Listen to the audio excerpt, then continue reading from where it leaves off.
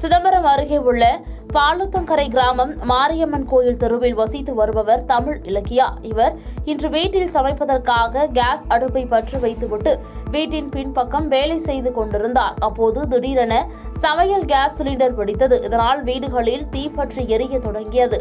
பின்னர் இதுகுறித்து தகவல் அறிந்து வந்த தீயணைப்பு துறையினர் விரைந்து வந்து தீயை அணைத்தனர். ஆனால் அதற்குள் வீட்டில் உள்ள பொருட்கள் மற்றும் 20,000 ரூபாய் ரொக்க பணம் உள்ளிட்ட பல்வேறு பொருட்களும் எரிந்து நாசமானது. ஆனால் நல்வாய்ப்பாக இந்த தீ விபத்தில் யாருக்கும் எவ்வித காயமும் ஏற்படவில்லை.